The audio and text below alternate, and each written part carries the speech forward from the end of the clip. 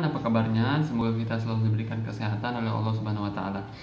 Oke, ini adalah video lanjutan dari bagian yang pertama, yaitu pengalaman gua terkait memperjuangkan SBMPTN. Oke, di video yang ini adalah video bagaimana gua memilih jurusan gitu, memilih fakultas dan memilih departemen. Oke, ada beberapa sih, menurut gua lebih ke tips ya daripada pengalaman ya, karena pengalaman tuh banyak banget untuk diceritakan ya, mungkin pengalaman dan tips juga. Oke, masuk ke yang pertama, yaitu periode waktu ya.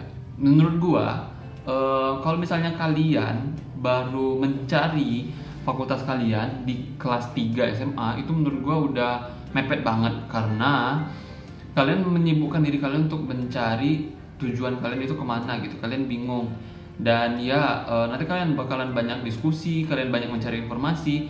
Jadi kalau misalnya kalian baru menentukan di kelas 3 kalian mau kemana, mau kalian ke fakultas nanti kemana, lanjutannya kemana, itu kalian bakalan lebih banyak gangguan gitu. Kalian harus berfokus ke SBMPTN, sedangkan kalian masih mencari kalian tuh fakultas kalian mana sih yang bagus nggak sih, sesuai dengan kalian nggak sih. Nah, jadi membuang-buang waktu menurut gua. Nah, waktu kapan sih yang terbaik untuk mencari fakultas atau mencari jurusan setelah dari SMA? Itu adalah kelas 2 ya. Terlebih lagi kalau misalnya kalian mau kedinasan gitu, misal kalian mau masuk polisi. Nah, kalian kalau misalnya baru terpikir kelas 3 masuk polisi, menurut gua itu udah mepet banget, udah telat banget gitu. Karena tahu polisi itu harus jasmani dan rohaninya itu harus diperhatikan, olahraga dan lain sebagainya. Dan ya kalau kalian nggak terbiasa, jadi kalian harus terburu-buru banget untuk mempersiapkannya gitu. Itu. Jadi kalau misalnya kalian baru sadar di kelas 2 udah mau mencari kemana tujuan kalian nanti, nah itu bagus banget, karena kalian masih ada 1 tahun untuk mempersiapkannya. Kalian juga nggak terburu-buru, kalian bisa mencari informasi, dan kalian mungkin masih bisa berubah haluan gitu. Dan ya menurut gua periode waktu ini sangat menentukan banget. Itu untuk tips gua untuk yang nomor 1. Yang kedua adalah kenali diri sendiri. Tentu saja untuk memilih fakultas dan jurusan itu kalian harus mengenali diri kalian sendiri. Kalian nggak bisa cap-cip aja ya. Semisal banyak orang bilang dokter itu bagus, ya udah kalian pilih dokter. Sedangkan dokter itu pekerjaannya nggak sesuai banget dengan kalian. Ya orang-orang memiliki sifat yang berbeda-beda ya. Kalau misalnya kalian ingin tahu sifat kalian itu apa, kalian bisa ambil tes MBTI atau MBTI. Dan hasil tes gue sendiri itu ENTP, extraverted gitu. Dan di situ nanti mungkin kalian bisa searching aja di Google, ada beberapa website kali yang menawarkan tes MBTI gratis gitu. Dan ada pun tes MBTI yang lanjutan, ada yang bisa mengetahui skill kalian, atau ada yang bisa mengetahui sikap kalian, sifat kalian, ataupun peluang kalian, potensi kalian, dan lain sebagainya. Ada kok, ada yang berbayar, ada pun yang gratis. Itu pandai-pandai kalian mencari ya. Di internet pun ada menurut gua. Searching aja di Google tentang tes MBTI, ataupun untuk mengenali diri kalian sendiri. Nah, untuk mengenali diri kalian sendiri, kalian bisa juga mengambil tes yang lain gitu ya. Apapun, menurut gua ada sih tes lain tes MBTI yang dimana kalian bisa menilai diri kalian sendiri, ataupun ya kalian bisa tanya sama teman-teman kalian. Kenapa menurut gua penting terkait tentang sifat diri sendiri? Semisal gini, dokter itu dia lebih banyak ke analisis ya, mungkin ya, lebih banyak ke pemahaman materi yang banyak dan pun rumit. Dan juga dokter itu ada praktek ya kan. Nah, banyak orang yang tidak terlalu paham tentang praktek, ataupun juga tentang kerja di lapangan gitu. Nah, kerja di lapangan ini banyak lagi, ada namanya kerja tim, ada yang membangun problem solving, ataupun ada yang kepemimpinan dan lain sebagainya, banyak. Nah, terkait tentang seluruh skill tersebut, itu setiap orang mempunyai potensi yang berbeda-beda. Misalnya teknik itu kerja tim itu diperlukan banget gitu, dan analisis, problem solving yang tinggi itu pun harus diperhatikan, apalagi kerja lapangan. Nah, banyak orang yang tidak sesuai dengan hal tersebut. Nyatanya aja semisal seni ataupun desain ya. Nah itu nggak terlalu membutuhkan yang namanya kerja tim desain, itu lebih banyak ke apa ya desainnya. Pokoknya kerja lapang terkait tentang desain itu nggak terlalu dibutuhkan.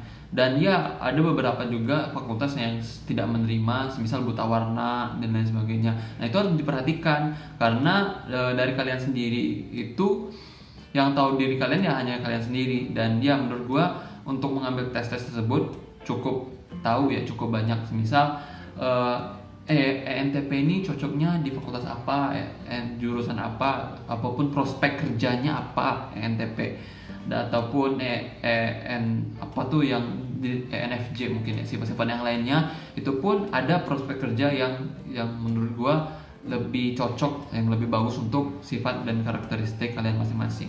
Itu terkait tentang kenalin diri kalian sendiri. Yang ketiga tentu saja konsultasi.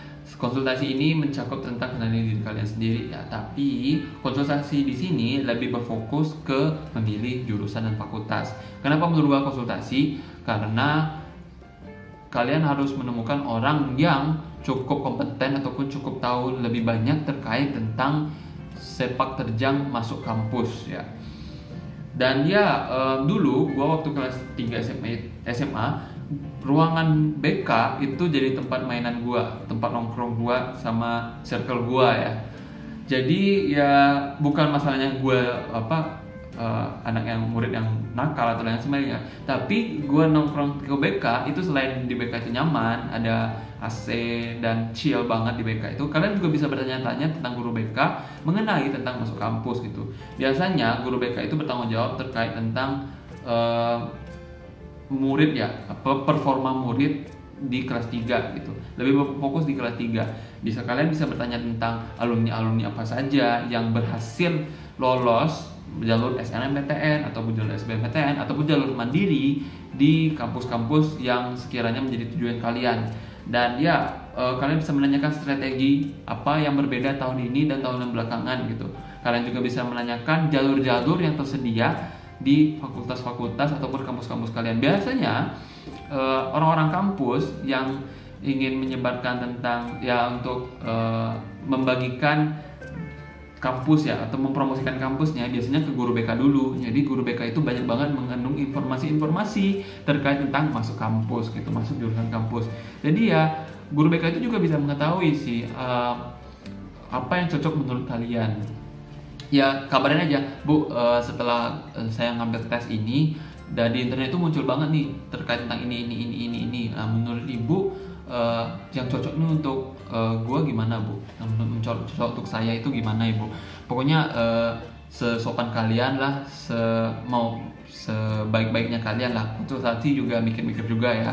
Jangan pun ketika gurunya sibuk kalian mau konsultasi nggak luangkan waktu. Biasanya di kelas 3 ini ada aja ya waktu-waktu yang kosong gitu, waktu-waktu yang luangkan waktu kalian konsultasi gitu. Kalau misalnya nggak ada waktu ya minta nomor teleponnya, minta kontaknya, kabarin gitu. Biasanya memang kewajiban dari guru BK untuk mewadahi kalian untuk bertanya ya. Itu aja untuk tentang konsultasi. Sebenarnya konsultasi yang lain itu nggak mesti ke guru BK. Kalian bisa konsultasi ke orang tua kalian, kalian bisa konsultasi ke alumni ataupun kalian bisa konsultasi ke orang-orang terdekat kalian. Menurut gue yang pertama itu orang tua ya. Jadi orang tua itu lebih tahu, mungkin lebih dekat dengan kalian, jadi lebih kenal kalian itu cocoknya dengan pekerjaan apa gitu. Mungkin jangan terlalu mengiyakan orang tua. Misal orang tua maunya kalian dokter, padahal kalian tuh milih soshum di sekolah kalian itu IPS, tapi orang tua kalian mau dokter gitu, dokter anak dan sebagainya, dan ya nggak masuk akal gitu. Dan ya konsultasi lagi, komunikasikan lagi ke orang tua kalian. Misalnya kalian itu maunya jadi apa. Semisal orang tua kalian mau kalian menjadi polisi, sedangkan build kalian atau diri fisik kalian itu tidak mencukupi untuk jadi polisi gitu, ataupun kalian nggak yakin secara jasmani dan rohani kalian untuk jadi polisi, ya kalian tekankan lagi orang tua kalian bahwasanya kalian itu nggak mumpuni di polisi ataupun dan lain sebagainya. Kalian bisa kabarin, ibu ayah, gua mau ngambil di ini, saya ya, gua jangan gua terlalu kasar kayak saya mau ngambil di kedokteran nih karena menurut saya ini panjangnya lah. Pokoknya kabarin orang tua tuh cari jalan keluarnya, dan juga tahulah apa namanya ridho ya, cari ridho orang tua, cari minta doa dan minta keringanan dari orang tua terkait tentang jalan yang ingin kalian tempuh gitu, karena itu berpengaruh tentang psikis kalian juga, bergantung dengan moral kalian juga, bergantung dengan bagaimana kalian akan lanjut perjuangan kalian gitu. Itu terkait tentang konsultasi ke orang tua. Konsultasi ke kakak tingkat.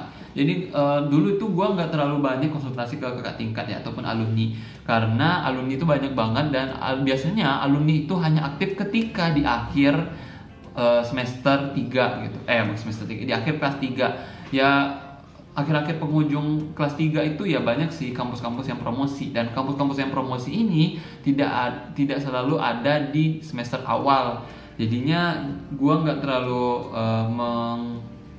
menyarankan konsultasi dengan alumni. Ya penting sih, tapi tidak terlalu, karena waktu tadi ya.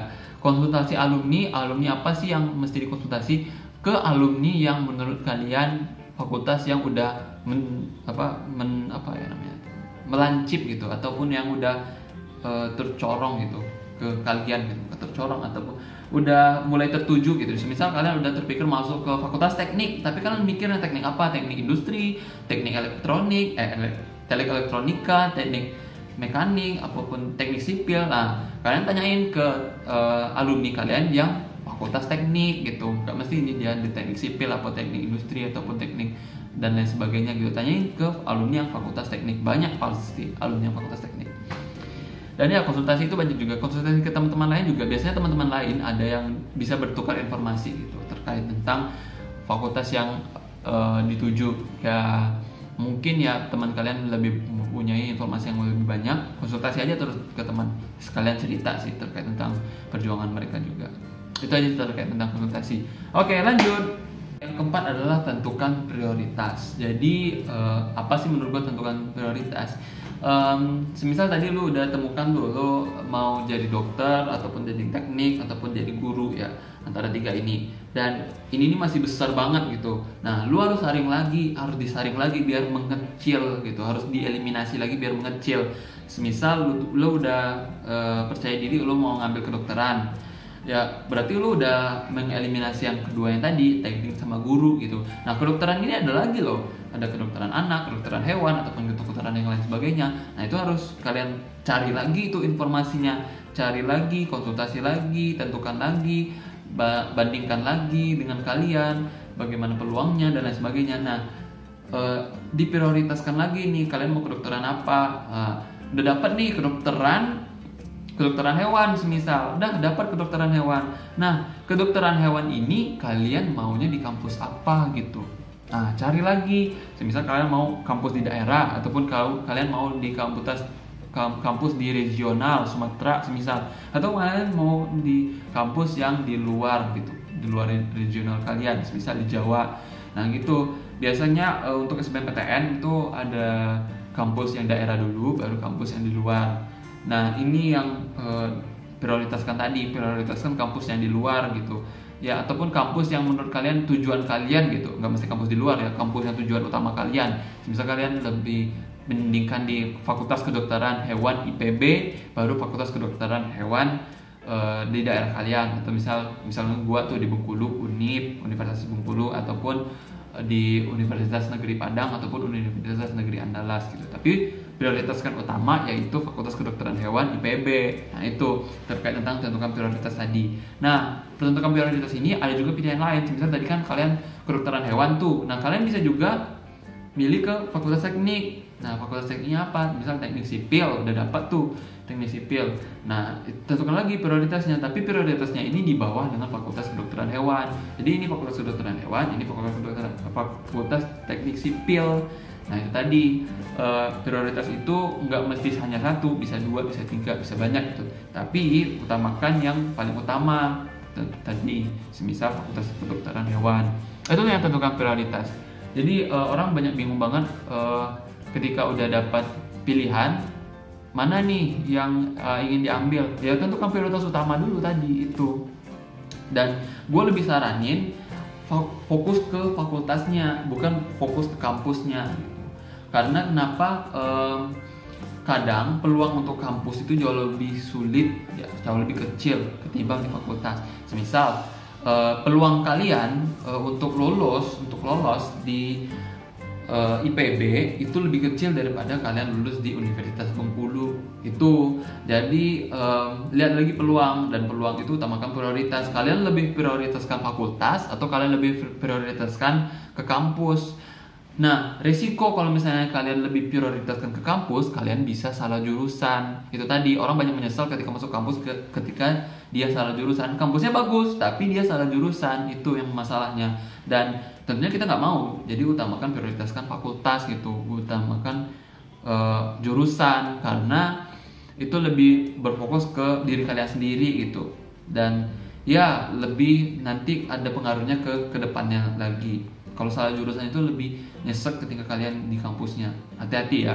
Itu tentang tentukan prioritas. Oke, lanjut ke yang paling terakhir, nomor 5, yaitu mengurutkan peluang. Apa sih mengurutkan peluang? Ada kaitannya dengan yang nomor 4 tadi ya, yang tentukan prioritas. Mengurutkan peluang ini lebih ke rencana-rencana lainnya. Tadi yang sempat gue bilang bahwasannya lebih utamakan jurusannya daripada kampusnya. Nah, kalian lihat lagi antara fakultas kedokteran dengan fakultas teknik tadi ya. Nah, misal kalian lebih utamakan ke fakultas kedokteran. Nah, kalian lihat nih, fakultas kedokteran hewan IPB dengan fakultas kedokteran hewan UNIP ya. Nah, kalian dapat lagi nih informasi tadi habis konsultasi dari kakak tingkat atau konsultasi dari guru BK, bahwasannya alumni kita yang lulus dari SMA ke Fakultas Kedokteran Hewan IPB itu cuman kayak 2 atau 3 orang. Nah, berarti peluangnya itu kecil ketimbang alumni kita yang lulus di Fakultas Kedokteran Hewan UNIP sekitar 10 atau 20 orang. Nah, berarti peluangnya lebih besar gitu. Nah, itu tadi mengurutkan peluang. Jadi kalian utamakan prioritas dulu ketimbang peluang. Nah, jadi semisal prioritas kalian di Fakultas Kedokteran Hewan IPB, ya udah, peluangnya segini. Nah, bagaimana cara meluaskan atau memperbesar peluang tadi gitu? Ya tadi ya, kalian cari jalur yang lain. Semisal dia buka jalur SNMPTN, jalur SBMPTN, jalur mandiri, ataupun jalur prestasi yang lain sebagainya. Nah, kalian cari itu peluang-peluang lain gitu. Kalau misalnya di SNMPTN kecil, belum tentu di peluang SBMPTN kecil juga. Nah, cari lagi peluang-peluangnya itu. Dan memperbesar peluang itu jauh lebih bagus daripada kalian melepaskan prioritas kalian gitu. Jadi kalian lebih meluaskan peluang dan mengurutkan peluang tadi ketimbang kalian lanjut ke prioritas kedua, Fakultas Kedokteran Hewan UNIP. Padahal kalian lebih memprioritaskan Fakultas Kedokteran Hewan IPB itu tadi.